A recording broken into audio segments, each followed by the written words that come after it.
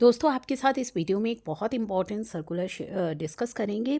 तो ये circular related है आपकी एक नोटिफिकेशन हमने आपके साथ शेयर करी थी। एडवाइजरी भी जीएसटी पोर्टल पर आई थी आपकी ईवी बिल को लेकर के।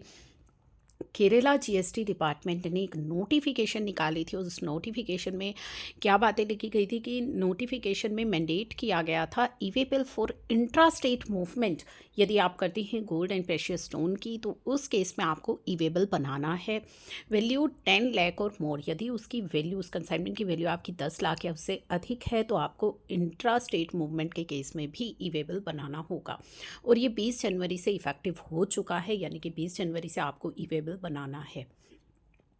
तो ये जो नोटिफिकेशन आई थी 27 दिसंबर को आई थी, ठीक है, 27 दिसंबर को, और उसके बाद 17 जनवरी को भी आई।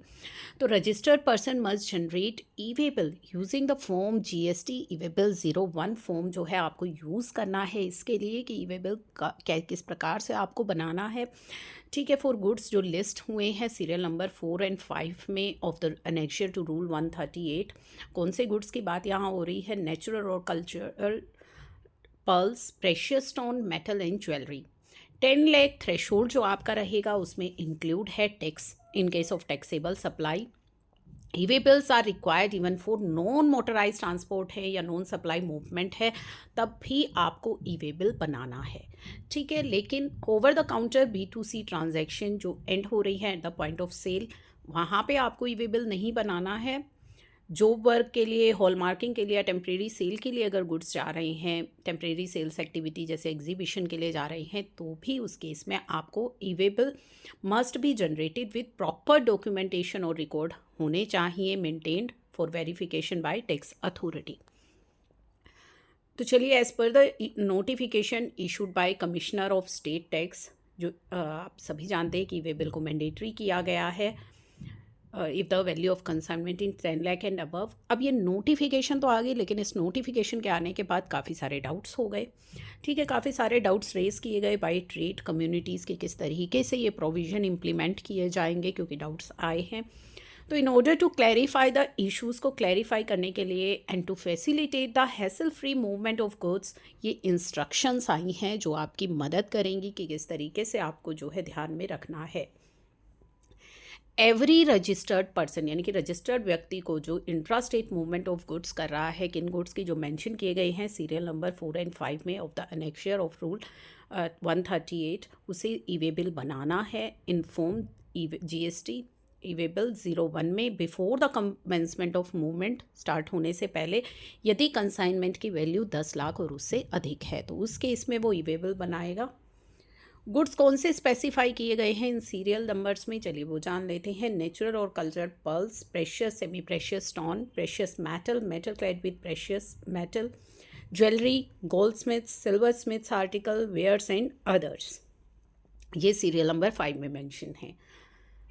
To calculate the 10 lakh threshold जो होगा, जो आप जिसके लिए आपको ईवे बिल जनरेट करना है, यदि कंसाइनमेंट की वैल्यू 10 लाख या उससे अधिक है तो आप जो है कंसीडर करेंगे value of goods inclusive of tax, यानी कि टैक्स भी उसमें ऐड करके देखेंगे। 10 लाख एक्सीड हो रहा है तो बनाएंगे।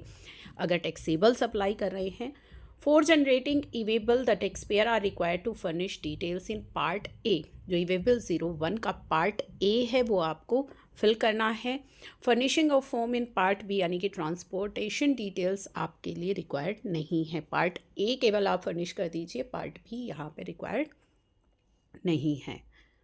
E-way bill must be generated even transportation is by non motorised conveyance के द्वारा भी अगर आप कर रहे हैं ट्रांसपोर्टेशन, तो भी उस केस में आप ईवे बिल जनरेट करेंगे। Generation of e way bill is mandatory in the event of supply, case है non supply, supply from unregistered person if the movement of above good mentioned is initiated by registered person.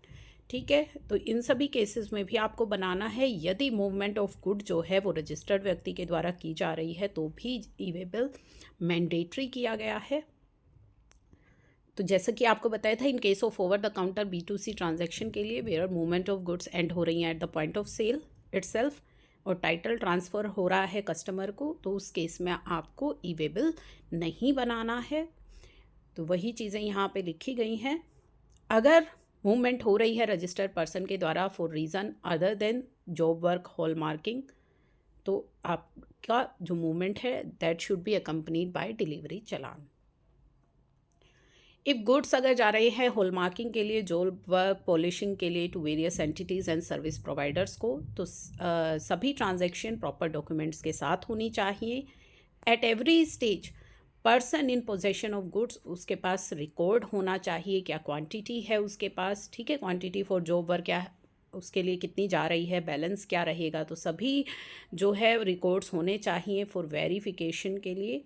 In case supply अगर आप कर रहे हैं at a place other than the registered person of a registered business place of taxpayer for temporary period के लिए, जैसे कि exhibition के लिए भेज रहे हैं, एक्सचेंज मेला के लिए, ठीक है, इन सब चीज़ों के लिए, तो ईवेबल जनरेट होगा at the commencement of movement of the set person, साथ ही रजिस्ट्रेशन सर्टिफिकेट भी होगा, ठीक है, पूरा रिकॉर्ड होना चाहिए, stock register, quantity held, balance कितना रहेगा बचेगा, ठीक है, तो सभी डॉक्यूमेंट्स कैरी आपको इन केसेस में करने हैं for verification by tax authorities.